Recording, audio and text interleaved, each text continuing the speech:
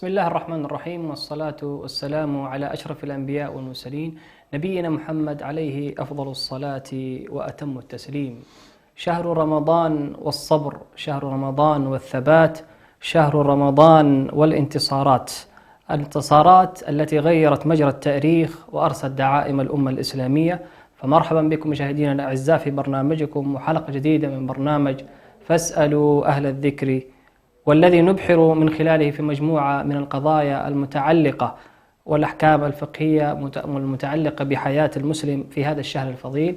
باسمكم جميعا وباسم مشاهدي قناة سلام الفضائية نرحب بفضيلة الدكتور حسن سلمان، فمرحبا بكم وتقبل الله منا منكم. أهلا وسهلا ومرحبا بالمشاهدين، ونسأل الله سبحانه وتعالى أن يتقبلنا وأن يجعلنا من يقدمون إن شاء الله في هذا البرنامج ما يفيد.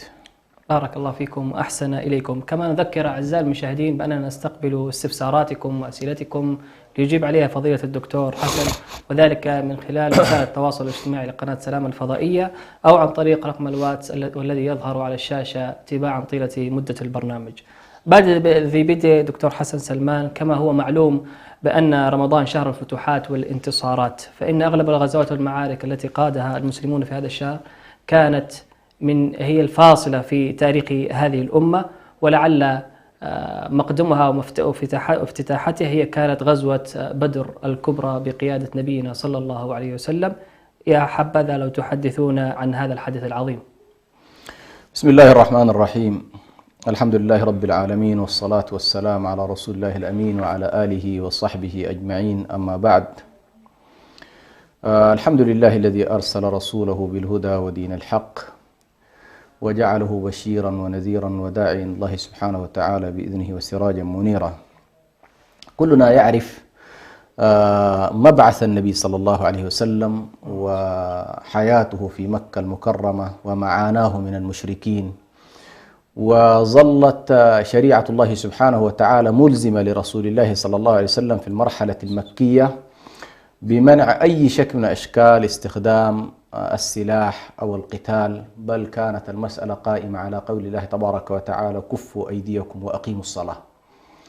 وكأنما أراد الله سبحانه وتعالى أن يربي أصحاب النبي صلى الله عليه وسلم على أسس الإيمان وعلى أسس التقوى وعلى الأخلاق، وأن لا يفهم أن الدين جاء لإثارة الحروب وإثارة النعرات والاختلافات إلى غير ذلك مما يمكن أن يتصور. وظل أصحاب النبي صلى الله عليه وسلم ملتزمين يتحملون تبعات التعذيب والملاحقة والتهجير، ونحن نعرف كيف أنهم هجروا إلى الحبشة، وكانوا يعذبون في مكة، كما كان الحال في أسرة سمية، أسرة آل ياسر، كيف أن التعذيب كان يتتابع عليهم، إلى أن حصل في النهاية أذن الله سبحانه وتعالى لرسوله صلى الله عليه وسلم بالهجرة، وبدأ النبي صلى الله عليه وسلم ينتقل من مرحلة الدعوة إلى بناء الدولة.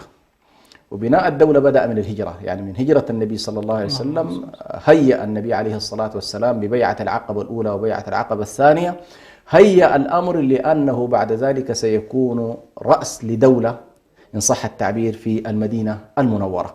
ووصل النبي صلى الله عليه وسلم في السنة الأولى للهجرة، وصل إلى المدينة المنورة واستقبل عليه الصلاة والسلام. وهناك طبعا قام النبي صلى الله عليه وسلم بجملة من القضايا، أهمها هو التآخي بين المهاجرين والأنصار، بناء المسجد باعتباره قاعدة الانطلاق الدعوي والتربوي والعلمي، وكذلك هو عبارة عن ما يمكن أن نسميه نحن الآن بساحة البرلمان التي تناقش فيه كل القضايا. أضف إلى ذلك أيضا حاول داخل المدينة المنورة أن يعالج مشكلات التنوع الديني وكذلك الاختلافات داخل المدينة، وخصوصا كانت هنالك مجموعات كبيرة جدا من اليهود في داخل مدينة النبي صلى الله عليه وسلم، في داخل المدينة المنورة.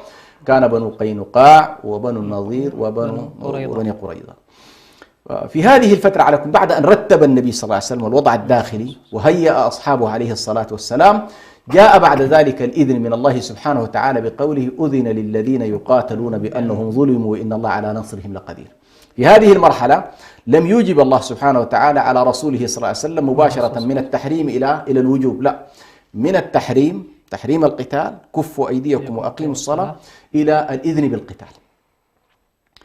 في هذه المرحلة على كل لما أذن الله سبحانه وتعالى لرسوله صلى الله عليه وسلم بالقتال وعلل ذلك بأنهم ظلموا وأنهم أخرجوا من ديارهم وأنه أخذت كل ما كان بأيديهم، بدأ النبي صلى الله عليه وسلم هنا الآن يحرك السرايا.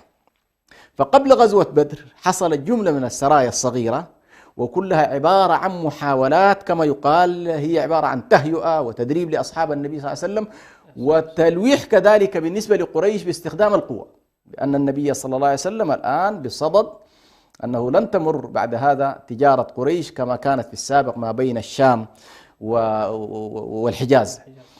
وكان عموما لهم رحلتان، رحلة إلى اليمن ورحلة أخرى رحلة الشتاء والصيف رحلة. فكانت واحدة من هذه الرحلات بقيادة أبو سفيان متجهة إلى الشام، وفي عودتها من الشام سمع بها النبي صلى الله عليه وسلم، وكأنما الأمر على كل كان فيه متابعة من النبي صلى الله عليه وسلم ورصد لحركة أبي سفيان ومن معه. أبو سفيان علم بأن هنالك رصد من النبي صلى الله عليه وسلم وتحرك، ولما علم النبي صلى الله عليه وسلم على كل بعودة أبو سفيان استنهض أصحابه عليه الصلاة والسلام ومن كانوا قريبين منه، حتى أنه لم ينادي من كانوا من الآباء يعني في العوالي في المناطق البعيدة في المدينة، ولكنه استنهض النبي صلى الله عليه وسلم من كانوا قريبين منه، فكان العدد بسيط جدا مقارنة مع من كان متواجد من أصحاب النبي صلى الله عليه وسلم. وجملة من اجتمع حول النبي صلى الله عليه وسلم هو 300 ونيف، يعني 314 تقريبا بهذا العدد. فخرجوا، كان فقط معهم فرسان ومعهم 70 من الإبل. هذا العدد كله يتناوب على 70، يعني أقرب ما يكون كل جمل فيه 3 من الرجال. وكانت العدة التي خرجوا بها عدة عادية، ليست عدة قتال فعلا يمكن أن يقابلوا به. فعلى كل تحرك النبي صلى الله عليه وسلم اتجاه بدر. ومنطقة بدر عموما هي من المناطق اللي كان حتى في يوم من الأيام يحصل فيها تجارة، بيحصل فيها يعني كان منطقة ملتقى. نعم. على كل هنا نلاحظ أن النبي صلى الله عليه وسلم وأصحابه خرجوا طلبا للعير، خرجوا طلبا لعير أبي سفيان، وهي التي قال الله سبحانه وتعالى وتودون أن غير ذات الشوكة تكون لكم. يعني ما كانت استعداد لقتال، بقدر ما كان هو أن والله عدد محدود مع أبو سفيان يمكن القضاء عليهم وأخذ ما بأيديهم وتعويض أصحاب النبي صلى الله عليه وسلم ما سلب منهم وما أخذ منهم في مكة المكرمة، وإضعاف قريش اقتصاديا وإشعارها بأن المعركة بين المسلمين وبينهم قد بدأت. على كل أبو سفيان استطاع أن يفلت واتجه نحو البحر، اتجه نحو الطريق الساحلي، وأرسل رسالة إلى قريش يخبرهم فيها بأن محمد عليه الصلاة والسلام يتقصد قوافلهم. واحتشدت قريش بخيلها ورجلها وتحركت ب1000 من الرجال، واجتمع معها عدد من القبائل اللي كانت أيضا متحالفة معها، خرجت معها بعض المجموعات. فلما وصلوا إلى منطقة بدر وصلهم خبر بأن أبو سفيان نجا. واختلف الناس هنا بين من يرى الاستمرار في القتال والذهاب إلى المسلمين لقتال، وبين من يرى نحن لسنا بحاجة إلى إثارة الدماء وما دام أمورنا نجت الآن وقافلتنا نجت فلا داعي. وبعض المجموعات على كل رجعت وتخلفت، وهذه قبائل معروفة على كل. وظل النبي صلى الله عليه وسلم يحفظ لها هذا الأمر. ظل كبار وعتاة المشركين أبو جهل وعتبة بن ربيعة وشيبة بن ربيعة والوليد بن عتبة، قيادات الكبير الوليد بن المغيرة، كل هؤلاء رأوا بأن والله لا بد أن يؤدب المسلمون في هذه الفعلة. كيف لقريش أن يعترض قوافلها؟ فأخذتهم العزة بالإثم، وأخذتهم نوع من الأنفة. قالوا والله لا بد أن نرد مياه بدر، وهناك نعمل احتفال ضخم وتسمع بنا العرب. فعلى كل هذه كانت. وإذ زين لهم الشيطان أعمالهم وقال لا غالب لكم اليوم من الناس وإني جار لكم، فلما تراءت الفئتان نكص على عقبيه. فعلى كل الشيطان كان يحرض قريش ويؤزهم أزا في أن يذهبوا إلى قتال النبي صلى الله عليه وسلم. هنا طبعا النبي صلى الله عليه وسلم لاحظ أنه الآن أمام مشهد مختلف عما خرج له. كان هؤلاء الأصحاب يعني تواجهه مشكلتين النبي صلى الله عليه وسلم. المشكلة الأولى أن هؤلاء الذين خرجوا معه ما خرجوا لقتال قريش، خرجوا لمقابلة عير قريش. هذه واحد. الأمر الثاني أن هؤلاء الذين خرجوا معه والآن اتجهت المعركة إلى مواجهة كبيرة وليست مواجهة بسيطة. هنا النبي صلى الله عليه وسلم أمام إشكال، وهو طبيعة البيعة الثانية التي أعطاها الأنصار للنبي صلى الله عليه وسلم. قد يفهم منها بأن والله نحميك داخل المدينة، إذا جئت إلينا في المدينة نحميك، لكن أن يكون قتال خارج المدينة هذه لا بد فيه من إيه؟ من تجديد العهد. نعم.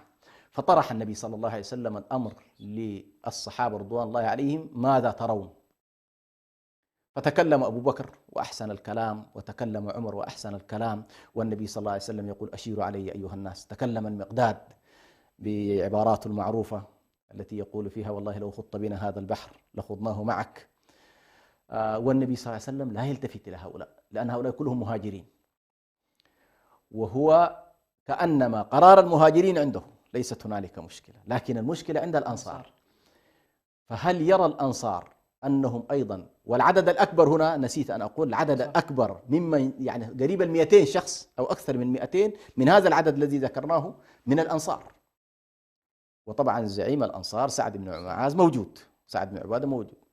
فعلى كل هنا النبي صلى الله عليه وسلم يقول: سعد علمت أنه يعنينا. فقلت: يا رسول الله كأنك تعنينا يا رسول. قال: نعم. قال: يا رسول الله آمنا بك وصدقناك وآمنا بما جئت به، فوالله لئن سرت بنا إلى برك الغامات تجاه اليمن لنخوضن معك، ما تخلف منا رجل، ما تخلف منا رجل. فسر رسول الله صلى الله عليه وسلم بهذا الكلام، لأنه صدر من زعيم من زعماء الأنصار، وأدرك النبي صلى الله عليه وسلم أن المجموعة التي خرجت معه كلها الآن متحدة حول المواجهة، فلا خوف. فالنبي صلى الله عليه وسلم قال: إن كان الأمر كذلك فقد وعدني الله سبحانه وتعالى إحدى الطائفتين، يعني إما العير وإما النفير، ليست هنالك مشكلة. ولكن هنا الآن قدر الله سبحانه وتعالى ليس ما يريده الناس. هذا الذي يعني من الحكم العظيمة في كيف أن الله سبحانه وتعالى يسوق المستضعفين إلى ساحات التمكين، كما قال الله سبحانه وتعالى عن بني إسرائيل: ونريد أن نمن على الذين استضعفوا في الأرض ونجعلهم أئمة ونجعلهم الوارثين ونمكن لهم في الأرض. فكذلك هنا خرج هؤلاء يريدون العير، ولكن الله سبحانه وتعالى يريد أمرا آخر، يريد إعزاز دينه وتمكين كلمته وقمع الكفر وأهله وضرب المجرمين. هذا ما يريده الله سبحانه وتعالى. ولذلك: وتودون أن غير ذات الشوكة تكون لكم. يريد الله أن يحق الحق بكلماته ويقطع دابر الكافرين. فإرادة الله سبحانه وتعالى أنه يقع اللقاء مع النفير، لقاء مع قريش مباشرة. فعلى كل هنا باختصار، لأن الموضوع حقيقة غزوة بدر غزوة طويلة جدا، تهيأ أصحاب النبي صلى الله عليه وسلم وتهيأ رسول الله صلى الله عليه وسلم للقاء، وبدأت على كل المعركة. ونزل الناس في البداية في موضوع كان دائما البدايات تبدأ بأن ينزل 2 أو 3 المبارزة. فنزل من طرف المشركين عتبة بن ربيعة وشيبة بن ربيعة والوليد بن عتبة. طبعا هذول والد هند رضي الله عنها، نعم، اللي هو جد معاوية رضي الله عنه، من جهة جد يعني جد معاوية، جده وأخو جده اللي هو شيبة وخاله الوليد بن شيبة الوليد بن عتبة. فنزل لهم 3 من الأنصار فقالوا لهم: أكفاء كرام، ولكن نحن نريد من قومنا، نريد من قريش، نريد من المهاجرين الذين لنا معهم، كأن المشكل يريد أن يقول معهم. فسبحان الله، قال النبي صلى الله عليه وسلم: انظر إلى النبي صلى الله عليه وسلم في المواطن الصعبة والشدائد والكروبات يقدم أهله عليه الصلاة والسلام، يقدم آل البيت. فقدم حمزة وعلي وعبيد بن الحارث، يعني عمه وابن عمه الثاني، قدم هؤلاء. ونزلوا 3. فطبعا علي بن أبي طالب وحمزة أحدهم قتل عتبة والثاني قتل شيبة، وعبيدة بن الحارث هنا حصلت بينه وبين الوليد مبارزة، وعلى كل لم يتمكن عبيدة لأنه جرح في المبارزة، لم يتمكن من قتل صاحبه، فأجهد عليه كل من حمزة وعلي رضي الله عنهم، فقتل 3. كانت هذه طبعا بداية قاصمة الظهر لقريش. خاصة عتبة بن ربيعة من عتاة ودهاة العرب، وكان سبحان الله من أعقل الناس، وكان ميال إلى أن الناس لا تذهب إلى المواجهة بخلاف أبو جهل. على كل بدأت المعركة بهذا الشكل، وقتل من المشركين 70 رجل، وأسر منهم 70، وقتل من أصحاب النبي صلى الله عليه وسلم 14. وهنا كانت طبعا يوم الفرقان، وهو أن الله سبحانه وتعالى في هؤلاء 70 لك أن تتصور قتل أبو جهل، قتل عتبة، قتل شيبة، قتل المغيرة، الوليد بن المغيرة، يعني قتل عمالقة الكفر وعمالقة قريش. والنبي صلى الله عليه وسلم قبل أن تبدأ المعركة حدد مواطن، قال هنا موطن فلان، هنا موطن فلان، هنا موطن فلان. فلما انتهت المعركة بدأ الصحابة ينظرون إلى المواطن التي أشار فيها النبي صلى الله عليه وسلم، فإذا بهم يجدون كل من أشار إليه بأن هذا موقع فلان إلا ووجدوه مقتولا. فعلى كل كانت هذه المعركة من معارك الإسلام الفاصلة، وسماها الله سبحانه وتعالى يوم الفرقان، ولها دلائل عظيمة جدا، وهو كيف أن بعد هذه المعركة على كل تحول الوضع إلى حد كبير، ميزان القوة بدأ الآن لصالح المسلمين، بأن والله هذه قوة مرهوبة تهاب، يعني قريش ما كان أحد يقترب منها ولا أحد يستطيع مواجهتها. وظاهرة النفاق بدأت بعد بدر، يعني في السابق ما كان في ظاهرة النفاق، بدأ الناس يشعرون بأن والله هذا مد جديد الآن ماشي والتمكين حاصل، وبالتالي بعض الناس ظاهرة النفاق على كل ظهرت في هذه الفترة ما بين أحد وبدر. ولكن كانت بدر هي الفاتحة لمعارك الإسلام، وكانت في السنة الثانية من هجرة النبي صلى الله عليه وسلم، وفي مثل هذا اليوم 17 من رمضان. نسأل الله سبحانه وتعالى أن يعيد عموما أمة الإسلام لمجدها وقوتها وسؤددها. آمين. أحسن الله إليكم دكتور حسن. قول النبي صلى الله عليه وسلم وهو حزين منكسر على أطراف مكة: لولا أن قومك أخرجوني ما خرجت، صلى الله عليه وسلم، وأن مكة أحب البقاع إليه وإلى قلبه، لكن قومه فعلوا فيه ما فعلوه. دخل النبي صلى الله عليه وسلم، عاد قافلا بعد سنين، دخل مكة منكسرا ذليلا فرحا مستبشرا بنصر الله عز وجل، وهو الفتح المبين. ماذا نستفيد من معركة فتح مكة التي خاضها النبي صلى الله عليه وسلم وصحبه الكرام؟ معركة، إذا كانت معركة بدر هي مفتتح المعارك وأم المعارك في بدايات العهد النبوي، وكانت نقطة الانطلاق المحفزة لأصحاب النبي صلى الله عليه وسلم، فإن التتويج لغزوات النبي صلى الله عليه وسلم ونهاية القوة التي كانت تناوئه بشكل مباشر، وكان النبي صلى الله عليه وسلم معاركه معها، ولم يحاول النبي صلى الله عليه وسلم أن يشتت جهوده أو أن يصرف الأنظار إلى اتجاهات أخرى. فكان من منهجه عليه الصلاة والسلام أنه يركز على العدو الأنكى بالمسلمين. فكانت قريش بالنسبة له، إذا سقطت قريش فإن الجزيرة العربية كلها يعني تبدأ تتوحد تحت قيادته عليه الصلاة والسلام. وبالتالي ظلت معاركه صلى الله عليه وسلم منذ البداية وحتى النهاية مركزة. المعارك الكبرى يعني معركة بدر، معركة أحد، معركة الأحزاب، صلح الحديبية، معركة فتح مكة، وما تبع ذلك من سرايا في الوسط، كل ذلك كان مع قريش. إذن فتح مكة هو عبارة عن التتويج النهائي للمعارك. ولكن سبحان الله هذا التتويج كانت له يعني كان هنالك سبب لأن يحصل هذا التتويج، وهو المقدمة التي حصلت في صلح الحديبية.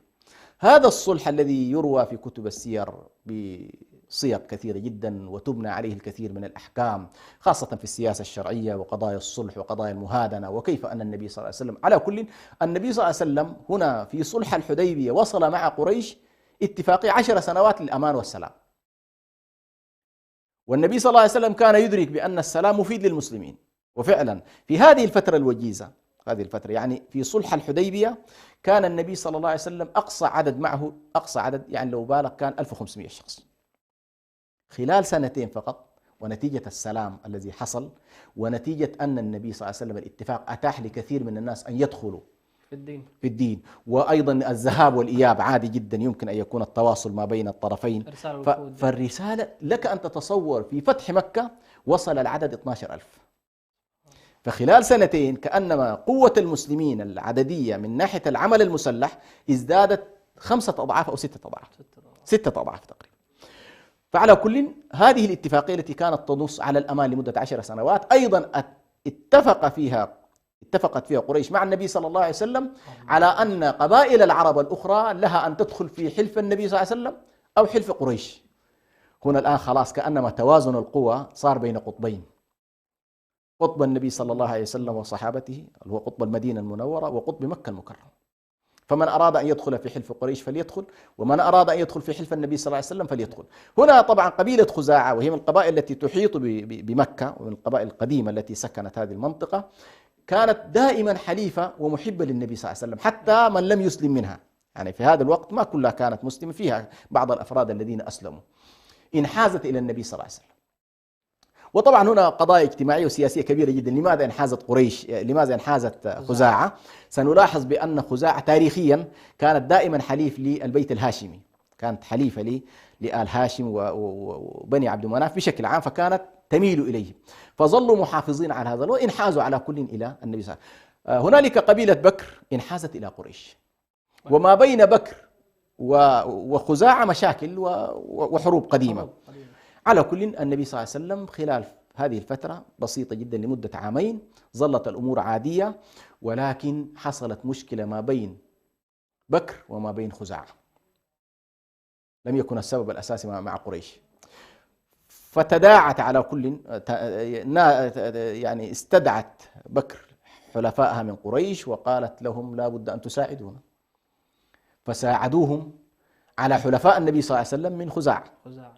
وهنا يعتبر هذا نقض للعهد، أن النبي صلى الله عليه وسلم إذا تحالف مع جهة فهو معناه إيه؟ معناها الدم الدم والهدم الهدم. هذه طريقة النبي صلى الله عليه وسلم. فعلى كل بلغ النبي صلى الله عليه وسلم ما فعلته قريش، ووصل الخبر إلى النبي صلى الله عليه وسلم، وأدركت قريش خطورة الموقف. على كل أن النبي صلى الله عليه وسلم يقال في بعض الروايات أنه خيرهم بين أن يدفعوا الدية والخسائر والتعويضات عمن قتلوه، فاستكبرت قريش ورفضت هذا الموضوع. فبدأ النبي صلى الله عليه وسلم يتجهز ويتأهب دون أن يعلن إلى أي جهة يريد أن يتجه. فعلم أبو سفيان بأنه لا حل إلا أن يذهب بنفسه للنبي صلى الله عليه وسلم، وجاء إلى المدينة ولكن ما وجد وجها، لأن خلاص النبي صلى الله عليه وسلم الخيارات اللي أعطاها في السابق كلها كانت مرفوضة واستنفذت، وبالتالي ليس أمام النبي صلى الله عليه وسلم الآن إلا الانتصار. وإن استنصروكم في الدين فعليكم النصر. وهنا الآن في انتصار ديني وسياسي، هنالك مجموعة من المسلمين مع خزاعة، وهنالك حليف سياسي تم خذلانه، تم ضربه من الأعداء. فبدأ النبي صلى الله عليه وسلم يتحرك، وهنا كما ذكرت يعني بدأ نادى حتى القبائل اللي خارج المدينة واستدعى الجميع، منهم من لحق به في المدينة ومنهم من لحق به في الطريق. وصل العدد على كل 12,000 مقاتل. هنا لاحظ النبي صلى الله عليه وسلم لنا أن نرجع إلى الوراء قليلا، كيف أنه عليه الصلاة والسلام يخرج خائف وملاحق ومشرد، ويرصد مبالغ يعني 100 من النوق ترصد لمن يأتي بالنبي صلى الله عليه وسلم. كل هذا وهو كان وضعه ووضع أبو بكر الصديق يعني في خطر عظيم جدا، لكن عناية الله سبحانه وتعالى كانت معه. ما بالك باثنين الله ثالثهما، فكان الله ثالثهم. على كل هنا النبي صلى الله عليه وسلم لو أردنا أن نتعامل بمنطق الانتقام، هذا اليوم يوم يمكن أن يكون يوم للانتقام. صحيح. ولو رجعنا إلى تاريخ الغزوات، كل معارك النبي صلى الله عليه وسلم كانت مع قريش، من بدر وأحد والخندق والأحزاب، فقد النبي صلى الله عليه وسلم خيرة أصحابه في هذه المعارك. ولكن منطق النبي صلى الله عليه وسلم سبحان الله هو كما قال الله سبحانه: وما أرسلناك إلا رحمة للعالمين. بعض الناس كان ينظر منهم سعد بن عبادة مثلا. سعد بن عبادة كان رأى إلى أن هذا اليوم هو يوم الملحمة، فقال: اليوم يوم الملحمة. فالنبي صلى الله عليه وسلم قال له: لا، اليوم يوم المرحمة.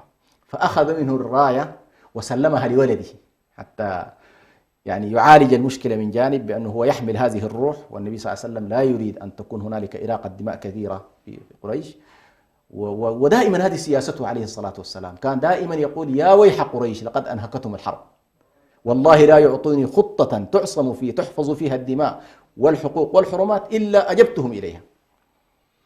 فعلى كل أن النبي صلى الله عليه وسلم كان حريص أنه والله لا يحصل دماء في هذا الدخول.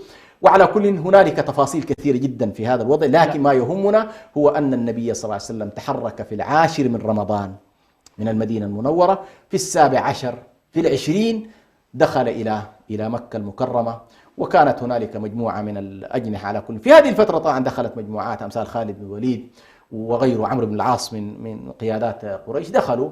وكان هنا طبعا أبو سفيان هو الشخص الذي يقود قريش في هذه المرحلة التاريخية. فجاء عم النبي صلى الله عليه وسلم بالعباس، جاء العباس بأبو سفيان وقابل به النبي صلى الله عليه وسلم. وعلى كل أسلم في هذه اللحظة، أسلم أبو سفيان ودخل مع الجيش وبدأ يهدئ الناس. وقال فيه النبي صلى الله عليه وسلم مقولته المشهورة: من دخل دار أبو سفيان فهو آمن، ومن دخل المسجد الحرام فهو آمن، ومن أغلق عليه بابه فهو أو بيته فهو آمن.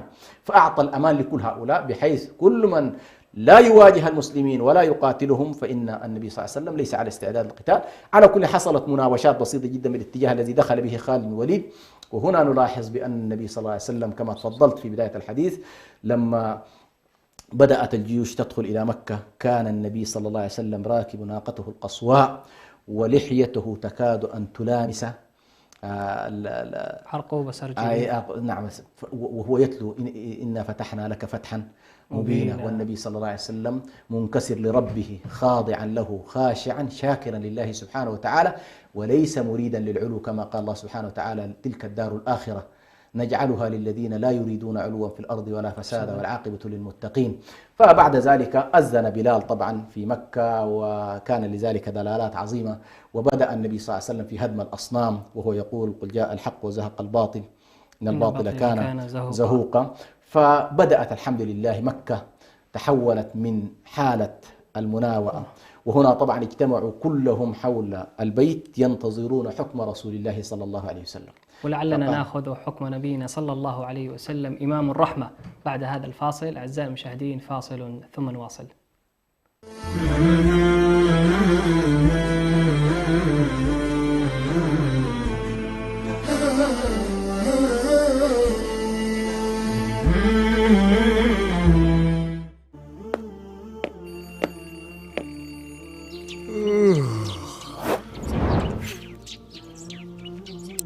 لا تدع الوقت يمر من بين يديك دون أن تحاسب نفسك يوميا: هل صليت في جماعة؟ هل ابتعدت عن اللغو؟ هل تصدقت على فقير أو مسكين؟ هل قرأت وردك اليومي من القرآن؟ إياك أن تكون ممن أدرك رمضان ولم يغفر له. نهضة الأمم دائما ما تعتمد على شبابها، فهم عماد النهضات، وهم أهل الشجاعة والإقدام والتضحية. والشباب دائما ما يحتاج إلى التوجيه نحو القدوات، أصحاب الهمم العالية والمكانة السامية. ولا يوجد أفضل ولا أحسن سيرة لهذه الأمة بعد رسولها صلى الله عليه وسلم من صحابته الكرام، حيث يقول صلى الله عليه وسلم: اقتدوا بالذين من بعدي أبو بكر وعمر. ويقول الشاعر: تشبهوا إن لم تكونوا مثلهم، إن التشبه بالكرام فلاح. لذلك دعونا نبحر معهم ونتجول مع بعض مناقبهم عبر هذه المسابقة طوال شهر رمضان المبارك. جوائز قيمة تنتظركم مع شباب الصحابة.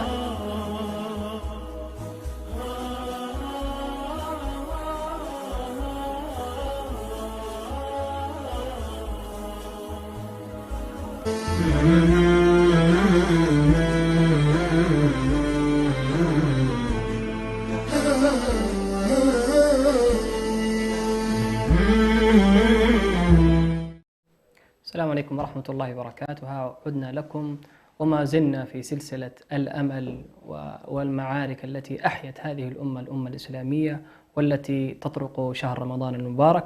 ولعلنا من سلاسل الأمل بعد عهد النبي صلى الله عليه وسلم دكتورنا هي معركة حطين واسترداد بيت المقدس، والتي أحيت الأمة والأمل في نفوس هذا الدين العظيم. فلعلنا تخبرنا عن هذه الواقعة. جميل. بس دعني أختم موضوع فتح مكة. طبعا وقفنا عند احتشاد قريش للنبي صلى الله عليه وسلم، تنتظر حكمه عليه الصلاة والسلام، وتستحضر الذاكرة التاريخية كلها للحروب والإشكالات التي حصلت. وأنت هنا أمام شخص منتصر بعد سنوات طويلة جدا، 10 سنوات كلها حروب مع هذه المجموعة، وكل الخصوم متواجدين هنا في مكة. فقالوا أخ كريم وابن أخ كريم. فهم كانوا يدركون أخلاق النبي صلى الله عليه وسلم وفضله عليه الصلاة والسلام، وكان في الجاهلية يسمونه الصادق الأمين، فهم يدركون أخلاقه عليه الصلاة والسلام. فقال لهم اذهبوا فأنتم الطلقاء.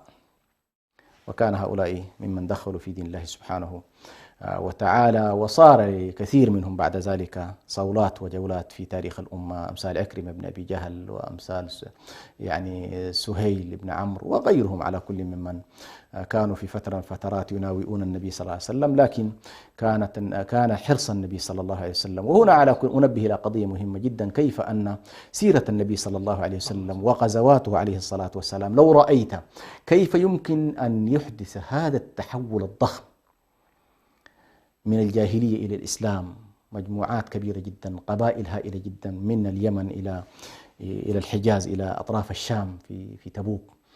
كل ذلك لو رجعنا إلى حجم الذين قتلوا من الطرفين تعجب. يعني لا يمكن إلا أن توقن بقول الله تبارك وتعالى وما أرسلناك إلا رحمة للعالمين. وقد أحصى بعضهم، يعني العدد بسيط جدا مقارنة مع حجم التحول. هنا أنا لا أستبسط القتل، يعني من حيث أنه والله كل قتل صعب، لكن لما تقارن الآن ما نراه نحن من حروب، ملايين من البشر يسحقون، آلاف من البشر يدمرون، أجيال تدمر، ستلاحظ بأن ما أحدثه النبي صلى الله عليه وسلم بمنهجيته عليه الصلاة والسلام، بحرصه بعدم توسع ساحات المعركة، وأن يكون القتال بشكل موجه مع قريش، رأس الكفر ورأس الإجرام. ثم إذا انهارت هذه دخل الناس بعد ذلك، كما قال الله سبحانه وتعالى إذا جاء نصر الله والفتح، وهنا حديث عن فتح مكة، ورأيت الناس يدخلون في دين الله أفواجا فسبح بحمد ربك واستغفره إنه كان توابا. فهذا على كل فيما يتعلق بفتح مكة. بالنسبة لمسألة ملاحم الشام هي أرض الملاحم، وهي الأرض المباركة، وهي التي نصبت فيها راية هذه الأمة وعمود الإسلام، وهي سبحان الله أرض الرباط دائما مع الروم. والنبي صلى الله عليه وسلم تكلم عن الفرس بأن أمرهم مر، يعني معركة أو معركتين أو نطحة أو نطحتين، ولكن الروم ذات القرون كلما هلك لهم قرن إلا وظهر لهم قرن آخر. فالروم مشكلتها محاددة للشام. فظل المسلمون بعد فتح بيت المقدس في عهد عمر بن الخطاب رضي الله عنه، وفتح الشام وفتح العراق، ظلت هذه المنطقة تخضع للإسلام ما يقارب تقريبا 5 قرون. 5 قرون كانت كلها تقريبا على الإسلام، ولم تكن هنالك ولاية أخرى تزاحم ولاية المسلمين.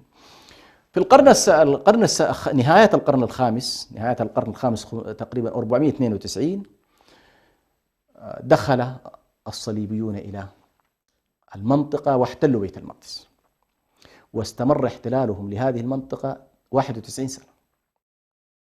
ولك أن تتصور أنت في هذه فترة متقدمة من تاريخ الأمة، وحتى نذكر الناس بأنه والله سطوة النصارى وسطوة وحملات الصليبيين ليست نهاية التاريخ كما يتصور البعض، إنما هي جولات، وتلك الأيام نداولها بين الناس. فعلى كل في هذه الفترة ظهرت هنالك ما عرف في التاريخ الإسلامي بالدولة الأيوبية.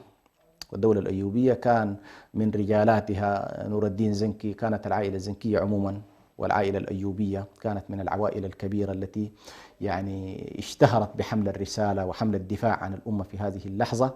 وعلى كل الموضوع طويل جدا، لكن ما يهمنا هو كيف برز صلاح الدين قائد هذه المعركة، معركة حطين تحديدا، كيف أنه برز للقيادة وتسلم زمام الأمة وبدأ يتحرك ما بين مصر إلى العراق إلى الشام، هذه المنطقة. وهو طبعا من الأكراد، يعني من أكراد العراق، وكان لأسرته دور كبير جدا في حمل الدعوة والرسالة والدفاع عن الأمة. فعلى كل صلاح الدين الأيوبي في سنة 583 تحديدا هجرية يعني بعد مرور 91 سنة تقريبا من السيطرة، نشأت لهم دولة، يعني نشأت للنصارى دولة كبيرة جدا كانت تسمى بالدولة اللاتينية تقريبا. في هذه الدولة رأى صلاح الدين الأيوبي أنه لا يمكن القضاء عليها إلا إذا حقق شيء واحد، وهو كيف يستطيع أن يحقق وحدة المسلمين في هذه المنطقة. كان هنالك طبعا ولايات وسلطنات، وكل سلطنة يعني كما هو الحال يعني الآن نلاحظ بأن كثير من الناس الآن في إشكالات، ودائما الاختلاف والفرقة تسبب الضعف، ولا تنازعوا فتفشلوا وتذهب ريحكم. فعلى كل فكر، وكان طبعا معرفته هو طبعا كان عاش في مصر وعمل ضمن من داخل الدولة الفاطمية، فأدرك على كل خفايا الدولة وطريقة الدولة وإدارتها، وصار من الرموز العسكرية. أحيلت إليه على كل قيادة الجيوش في هذه المنطقة، فاستطاع أن يوحد جيوش المسلمين في هذا. أول قضية قام بها قبل خوض المعارك مع الصليبيين هو كيف يستطيع أن يؤمن الجبهة الداخلية ويوحد هذه الجبهة. استطاع أن يوحد أهل العراق وأهل الشام، وهنا في تركيا من منطقة ديار بكر، مناطق الأكراد الحالية، كل هؤلاء خضعوا تحت سلطان صلاح الدين الأيوبي.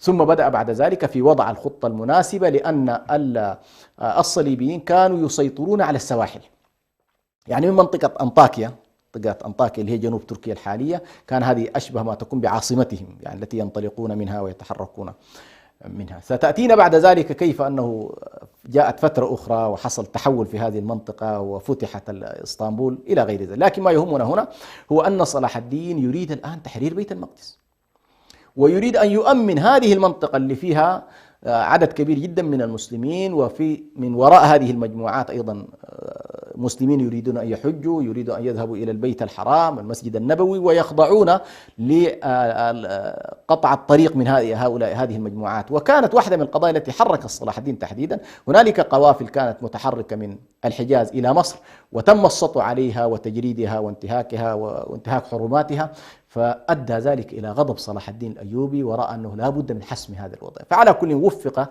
بفضل الله سبحانه وتعالى سنة 583 وتحديدا في منطقة حطين، وهذه كانت يعني بجوار منطقة طبرية، البحيرة معروفة، فكانت بجوارها. وعلى كل وضع من الخطط ما يتناسب مع حجم قدراته وإمكاناته، وأنت أمام جيش يمكن يصل 150 ألف شخص من الطرف الآخر يعني. وعلى كل وفق بفضل الله سبحانه وتعالى صلاح الدين في أن يقضي على جيوش الصليبيين ويأسر قادتهم ويأسر ملوكهم ويأسر أمراءهم، ويعني وانطلق من معركة حطين هذه إلى القدس مباشرة، يعني لم يكن أمامه، لأن جزء من قادة القدس شاركوا في معارك حطين. فكانت أهمية هذه المعركة في أنها فتحت الطريق إلى بيت المقدس، وأدى إلى أن تكسر شوكة النصارى وينسحبون بعد ذلك. من انسحب منهم دفعوا الفدية ودفعوا على كل الكثير من الأموال للمسلمين حتى يتخلصوا من صلاح الدين وقوته الباطشة. فعلى كل كانت بفضل الله سبحانه وتعالى هذه المعركة هي التي أدت إلى أن تفتح بيت المقدس مرة أخرى على يد صلاح الدين الأيوبي. أحسن الله إليكم وبارك في علمكم. لعلنا نأخذ هذا الاتصال. السلام عليكم ورحمة الله وبركاته. عليكم السلام ورحمة الله وبركاته. كيف الحال؟ الله يرضى عليك. اسمكم الكريم؟ الله يسلمك. أبو محمد. أبو محمد، تفضل أعطينا اسأل والشيخ يستمع. الله يجزيك خير. أنا بدي أسأل الشيخ، عندي صديقي عمل حادث، صدم إنسان، تمام، وهو ماشي في الشارع، يعني هذا الرجل اللي صدمه ما توفي، دخل المستشفى وكان في حالة وعي تمام، بعدين دخل عناية مركزة، يعني تقريبا مكث شهر كامل، بعدين توفى. فهل يعتبر قتل خطأ ولا الحكم كيف؟ تمام. تستمع إن شاء الله للجواب. جزاكم الله خير. بإذن الله. بارك الله فيك. أحسن الله إليك يا أبو محمد. سؤال أخينا أبو محمد بخصوص يعني رجل قام بصدم آخر ودخل على إثرها المستشفى ودخل في العناية المركزة ولبث شهرا ومن ثم مات، هل يعتبر هذا قتل خطأ أو عمد أو شبه العمد؟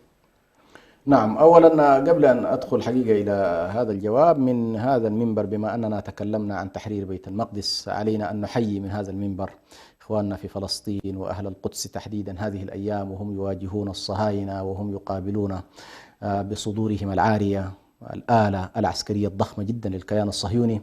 فمن منبر سلام حقيقي الواحد يحييهم ويشد من أزرهم، ونسأل الله سبحانه وتعالى أن يثبتنا وإياهم وأن يعينهم، وهم يحيوا فينا حقيقة هذه المعارك التي ذكرت، معركة بدر، معركة فتح مكة، معارك تحرير بيت المقدس بقيادة صلاح الدين. ونحن إن شاء الله هذه الأمة ولود، والأمة لم تكن عقيمة في يوم من الأيام، وبإذن الله سبحانه وتعالى من قلب القدس ومن قلب فلسطين سيخرج بإذن الله سبحانه وتعالى من يعمل على تحرير المسجد الأقصى وإعادته إن شاء الله إلى الأمة. فيما يتعلق بموضوع القتل، على كل هنا المسألة ستتوقف على جملة من القضايا. هو لن يكون عمدا بطبيعة الحال، لن يكون عمدا إلا إذا ثبت أنه في نية مبيتة للصدم. لكن إذا المسألة ما في نية القتل، يبقى بعد ذلك إما أنه شبه عمد أو خطأ. شبه العمد هنا قد لا تتوفر فيه النية، ولكن السلوك يكون محل إشكال. يعني شخص مثلا ماشي بسرعة متجاوز السرعة القانونية المفروض ينضبط بها، فهنا مخالفته في السرعة المطلوبة قد تحوله من الخطأ العادي إلى شبه العمد، وبالتالي تتضاعف الدية المطلوبة. لكنه عموما في كل الأحوال القتل الحاصل أشبه ما يكون إما بالخطأ أو شبه العمد وليس عمدا. بارك الله فيكم، أحسن إليكم. سؤال تسأل أم معتصم: هل الكبائر تبطل الصوم؟ على كل نحن علينا أن نذكر ابتداء ونحن في شهر رمضان أن الغاية العظمى والمقصد الأسمى في موضوع الصيام لعلكم تتقون. هذا الهدف الأكبر. وبالتالي ليست القضية أن نحبس أنفسنا عن الطعام والشراب والجماع ونحن نفعل الكبائر لا. فالذي يعني يحافظ على الصوم من حيث الأكل، امتناع عن الطعام وعن الشراب وعن الجماع، ولكنه مقتحم في المحرمات الأخرى، حتى لو قلنا بعدم بطلان صومه في الدنيا كأحكام ظاهرة، إلا أنه في خطر عظيم عند الله سبحانه وتعالى. وهذا ما نلاحظه في قول النبي صلى الله عليه وسلم: يعني من لم يدع قول الزور والعمل به. قول الزور يدخل فيه الكذب، يدخل فيه النميمة، الغيبة، كل ما هو من الأقوال الباطلة أو العمل به، إما قولا باطلا أو عملا باطلا. لم يدع ذلك وهو صائم، فليس لله حاجة في أن يدع طعامه وشرابه. وهذا الذي جعل الظاهرية وخاصة ابن حزم يعتبر بأن الغيبة والنميمة والكذب هذه كلها مبطلات الصيام، اعتبرها كلها تبطل الصيام. لكن الجمهور يصححون صومه، ولكن المقصد الأساسي للصوم ما أداه. وبالتالي نحن مثل هؤلاء ننبههم بأن المقصود الأسمى لصيامك هو تحقيق التقوى، وتحقيق التقوى هو ترك المحرمات. أي نعم. أحسن الله إليكم وبارك في علمكم. الأخ محمد موسى يسأل عن فضل العمرة في رمضان، وهل صحيح أنها تعدل حجة مع النبي صلى الله عليه وسلم؟ نعم، ثبت عن النبي صلى الله عليه وسلم أن عمرة في رمضان تعدل حجة أو تعدل حجة مع النبي صلى الله عليه وسلم. يعني الروايتين تعدل العمرة تعدل الحج، وفي تعدل الحج مع النبي صلى الله عليه وسلم. وهذه طبعا مسألة عظيمة جدا. وبالتالي هذا طبعا ينبهنا إلى مسألة تضاعف الأعمال وأفضليتها في شهر رمضان، أن العمرة ترتقي إلى مستوى الحج مثلا. ولا يشكل هنا طبعا، لا يشكل علينا ما يثيره البعض من أن النبي صلى الله عليه وسلم ما اعتمر بأي شكل من الأشكال في رمضان، وكانت كل عمرات النبي صلى الله عليه وسلم في غير رمضان. هذا لا يشكل، لأن النبي صلى الله عليه وسلم كانت له ظروفه وكانت له أوضاعه الخاصة. وكان أيضا حكمة عظيمة جدا، وهو أن العمرة في أشهر الحج كانت مجرمة عند المشركين، كانوا يرونها إشكالية كبيرة جدا. فكون النبي صلى الله عليه وسلم يجعل عمرته في ذي القعدة مثلا أو في ذي الحجة اللي هو في الأشهر أو في شوال، كان ذلك الهدف منه إبطال هذا المفهوم الخاطئ أن العمرة لا تدخل في الحج. لكن لا يعني بأن أفضل، يعني لبعض اللي أنا لاحظت حقيقة بعض طلبة العلم يقول بأن والله العمرة في غير رمضان أفضل لأن النبي صلى الله عليه وسلم اعتمر هنا نقول بأن قوله عليه الصلاة والسلام مقدم بطبيعة الحال، وفعله جائز يعني عليه الصلاة والسلام، فهنا تعدل إن شاء الله حجة. أحسن الله إليكم وبارك في علمكم. سؤال من أخونا ودي علي: ما حكم من لا يستطيع إخراج زكاة الفطر بسبب الضائقة المعيشية؟ ما استطاع يخرج زكاة الفطر. من كان عاجزا عن قوت يومه تحديدا. هنا الزكاة مربوطة بأنه هل الشخص في نفس اليوم عنده قوت نفسه وعياله في خلال اليوم أم ليس عنده. هنا ما مطلوب غنى، يعني ما مطلوب أنك تكون شخصية غنية، لا، هل عندك قوت يومك؟ إذا عندك قوت يومك فما زاد أخرج منه الزكاة. شخص مثلا أعطوه زكاة فطر، ووجد أن ما أعطي له بيوم أو يومين مثلا من زكوات الفطر تكفيه وأولاده وزيادة، يمكن أيضا أن يخرج من هذه الزكاة نفسها للآخرين. لكن إذا كان عاجز ما عنده لا لنفسه ولا لأولاده فلا حرج عليه. بارك الله فيكم وأحسن في علمكم. هذا السؤال من الواتساب يقول عيسى أحمد يسأل: هل هناك دعاء مخصص يقال عند الإفطار؟ دعاء مخصص على كل. أنا أنبه على المسألة، طبعا الأفضل أن الأدعية تكون مأثورة، ولكن علينا أيها الإخوة والأخوات ألا نصعب على الناس في موضوع الأدعية، لأنه كثير من الناس أحيانا لا يعرفون العربية، ونحن هنا نخاطب أناس أحيانا قد لا يعرفوا حتى اللغة العربية. فنحن في موضوع الأدعية يمكن للإنسان أن يدعو بما شاء ويخاطب ربه بأي لغة شاء. استطاع والله يعرف شيء من العربية فبها، استطاع أن يتكلم بغير العربية، ليست هنالك مشكلة في موضوع الدعاء. وأنبه إلى أن موضوع الدعاء يجب الدعاء والتضرع والمسألة هي أصل العبادة، وبالتالي يجب أن لا نتوقف فيها بأي شكل من الأشكال، لأنه أنا مثلا ما عارف الدعاء الفلاني، مثلا شخص ما حافظ أدعية الإفطار أو غير المأثورات، لا، عليه أن يدعو بما شاء، لأن هذا الموطن موطن دعاء. يعني الإنسان عند الإفطار هو موطن دعاء وموطن إجابة. لكن هنالك أدعية ثبتت عن النبي صلى الله عليه وسلم، مثل الحديث الثابت عن ابن عمر رضي الله عنه الذي يقول: ذهب الظمأ وابتلت العروق وثبت الأجر إن شاء الله. هذا الحديث على كل حسنه بعض أهل العلم، وبالتالي هو من الأحاديث التي إن شاء الله يمكن أن يقولها الإنسان. في أحاديث أيضا مشهورة عند الناس: اللهم لك صمت وعلى رزقك أفطرت، ليس فيه شيء من حيث الكلام، لكنه لم يثبت عن النبي صلى الله عليه وسلم، ضعفه أهل الحديث.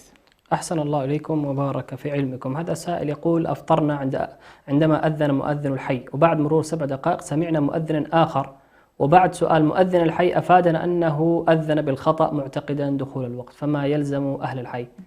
هل يعيد صيامه؟ على كل أول ننصح، نحن عموما ننصح المؤذنين وننصح كذلك الصائمين، إلى أن الآن لم تعد القضية فقط الأذان. يعني اليوم ما شاء الله الوسائط العديدة، التلفونات الذكية هذه التي بأيدينا تعرف فيها تماما التوقيت متى وكيف لكن الحالة المذكورة تحديدا، بما أن الناس يصومون ويمسكون في السحور ويفطرون مع الغروب بناء على ثقتهم في المؤذن، وأقدم هؤلاء على الإفطار بناء على هذه الثقة، والنبي صلى الله عليه وسلم يقول: الإمام ضامن والمؤذن مؤتمن عليه الصلاة والسلام.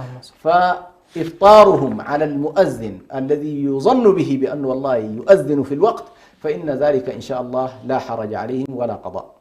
وحصل ذلك على كل في عهد النبي صلى الله عليه وسلم، أفطر الصحابة وظهرت الشمس بعد ذلك، واختلف الناس هل أمرهم النبي صلى الله عليه وسلم بالقضاء بعد ذلك أم لا، لكن المشهور أنه ما أمرهم بالقضاء، لأنه لو أمرهم بالقضاء لاشتهر بين الصحابة. أحسن الله إليكم وبارك في علمكم. أعزائي المشاهدين، في ختام هذه الحلقة نذكركم بقول الله عز وجل: ولقد نصركم الله ببدر وأنتم أذلة فاتقوا الله لعلكم تشكرون. نسأل الله عز وجل أن يجعل هذا الشهر وكل شهر شهر نصر وتمكين. كما باسمكم مشاهدي قناة سلام الفضائية نشكر سعادة الدكتور حسن سلمان على هذا الطرح الجميل، ونفع الله بعلمه وكتب أجره ورفع قدره. كما نذكر أعزائنا المشاهدين بأن باقي الأسئلة والتي لم يجب عنها فضيلة الشيخ سيتم الجواب عنها في الحلقة القادمة. إلى أن نلقاكم في حلقة قادمة، استودعكم الله الذي لا تضيع ودائعه، والسلام عليكم ورحمة الله وبركاته.